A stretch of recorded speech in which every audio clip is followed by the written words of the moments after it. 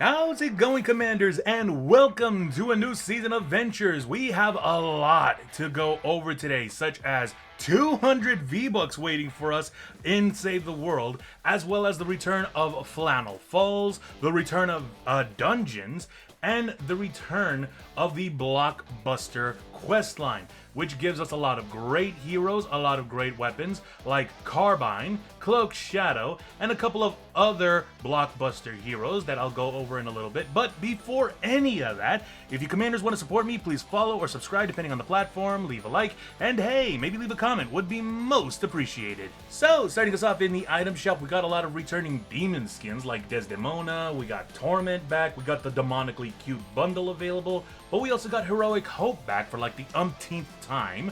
We got Swirl Girl, Far Out Vibes, Light It Up, the Taco Skins, Lada and Guaco, Fire Spinner, Joy, Bazile Glider's back, Oleander's back with the Luminous Edge Pickaxe, Nightlight, I believe she's a hero in Save the World, I need to double check on that.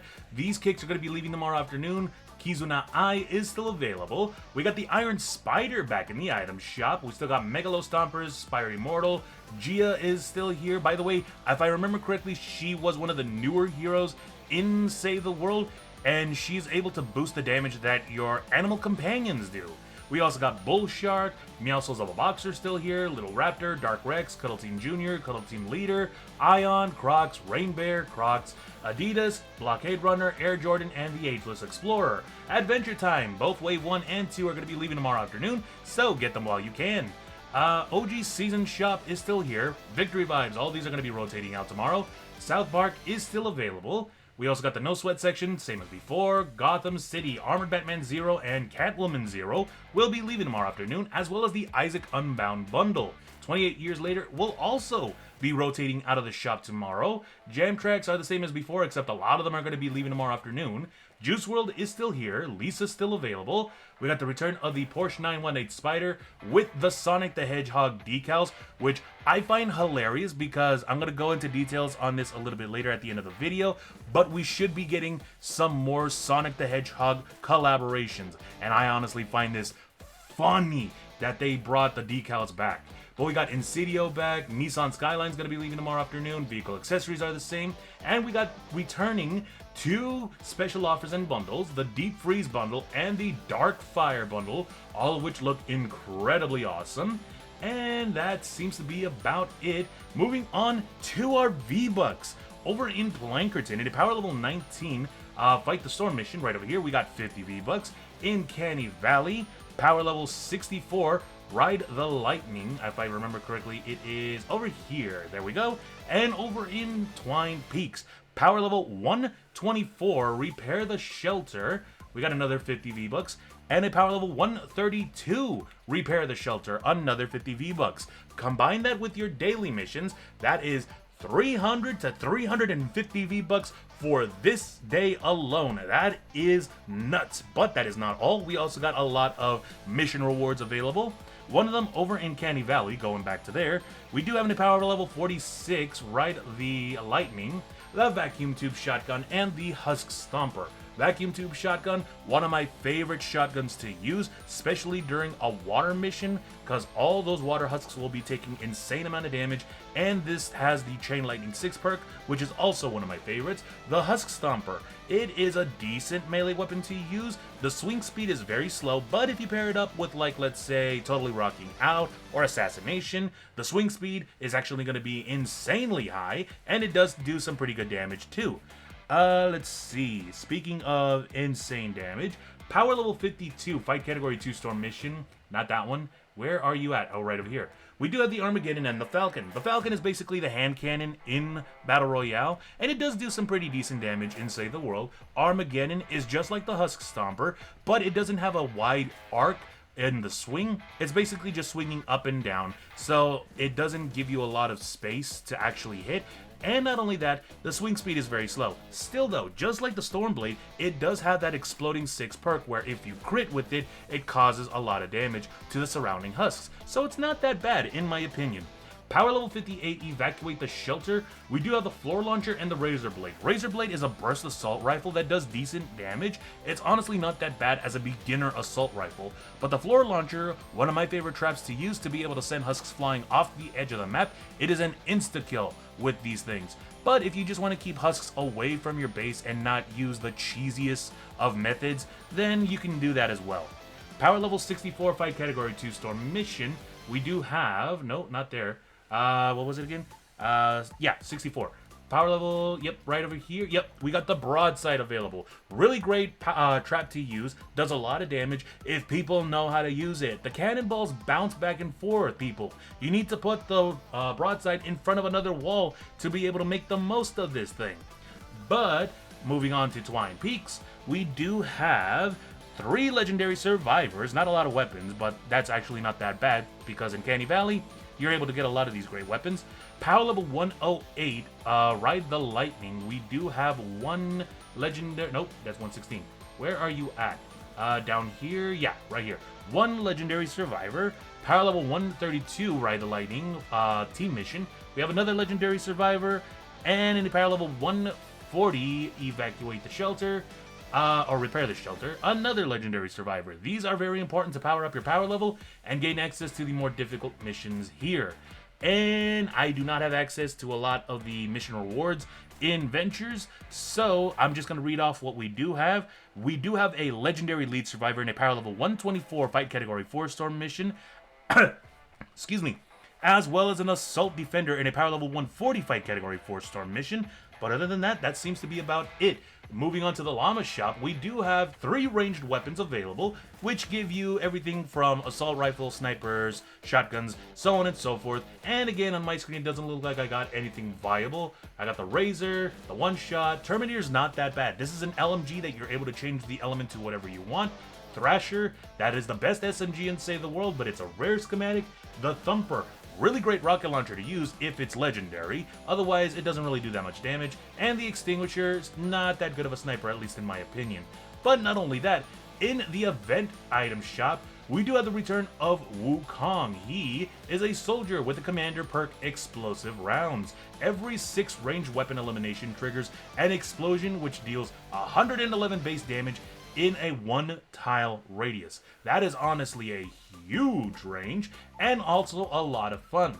If only it did a little bit more damage, then this would actually be a very viable hero to use. But if you do collect this hero, this gives you the team perk that I love using, Soaring Mantis. This allows you to jump 2 more times with your double jump, almost like you're floating in the air. Honestly, a lot of fun to use, and this is my joke hero loadout that I use all the time, just to go out and mess around with things. It's not like one of the more powerful hero loadouts that I've posted before. This is, for me, just a joke of a character, but honestly, I love it so much. And we got the return of the Dragon's Fist, which is one of the dragon weapons. You're only able to get it in the event item shop. You're not able to actually research it. And this weapon is only stuck on fire element, a lot like the along with the other dragon weapons. Still though, it could use a bit of a buff, but is honestly not that bad of a hardware weapon. Looking back at let's see, collection book. Let me show you what the dragon weapons contain. The Dragon's Roar, which is an assault rifle. Dragon's Breath, shotgun, which is a funny shotgun to use. It actually shoots out a cluster of M22 firecrackers. I believe that's what they're called. But honestly, it's a lot of fun to use. Dragonfire here is a shotgun. Fires like an assault rifle, but it shoots out like a wall of fire. Honestly, a lot of fun. The Dragon's Claw is a sniper rifle that shoots out a Roman candle. It gets stuck to the husk before it actually explodes. This gimmick is actually a lot of fun to do, but again, they need to buff this out. Not only that, the Dragon's Fury is a rocket launcher that shoots out a ball of fire, and when it hits a husk, it leaves a sort of affliction cloud of continuous explosion, kind of like the small poppers that still affect the husk, and it's a lot of fun. The Dragon's Fang, not that bad of a spear. Again though, it's stuck to fire and they need to buff the damage up. The Dragon's Tooth, just like the Dragon's Fang, needs to buff the damage and the Dragon's Fist you're able to get in the event shop like I mentioned before. All of these are really great, as well as the Lunar Heroes, if I remember correctly. I believe that's what they're called. No. Where are you at? Lunar here. Oh, duh. They're up above. Event people. Lunar. Springtime. No. Lunar New Year's Heroes. We got the. Let's check it out. Onslaught Headhunter with explosive optimization decreases shockwave energy cost by 83%. Not that bad. We got Berserker Renegade. When your shield depletes, resets shockwave cooldown. The next use of shockwave costs 0 energy if you want to make a shockwave hero build. We also got the Lunar Constructors with Riot Respawn Hazard, decreases Plasma Pulse cooldown by 42%, not that bad. We got Riot Control Iza with Plasma Pulse Blast. When Plasma Pulse is placed, it deals 94 base energy damage to enemies in a 2-tile radius, really good. Let's see, Lunar Ninjas. This comes with Whirlwind Scorch, and ever since we got the Crescent Kick buff, this is actually going to be a viable hero to use. Increases Crescent Kick impact by 85% and stun duration by 2.25%. And with the cooldown of the Crescent Kick being only 10 seconds, you're able to keep Husks back over and over again, which is hilarious. We got Thunderstrike Mari with Dragon Days. When your shield depletes, knocks back and stuns nearby enemies for 1 second. Also deals 47 base damage, which is not that bad for a defensive hero.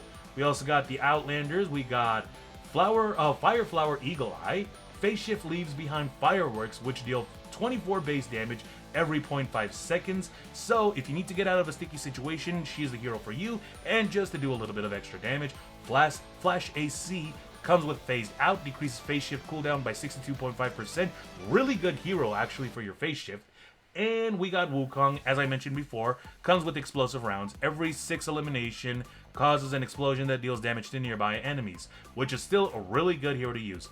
Honestly, if they were to buff the Lunar New Year heroes as well as the dragon weapons, oh, this would be such fun to use. This would be so much fun to use. But other than that, that seems to be about it. Like I mentioned before, it all depends on the person who purchases these llamas. You can have a completely different loadout compared to what I have on my screen, so log on in and see what kind of rewards you got waiting for you. And that about does it for today. Honestly, I was so excited to see that we had 200 V-Bucks waiting for us in Save the World, or at least for those of us who are founders. But not only that, we got a lot of great news regarding Fortnite in general. We do have a brand new game mode coming soon called Crown Jam. It's basically a combination of Fall Guys and Rocket League, which in my opinion, not really that fun. It's another cash grab in my opinion.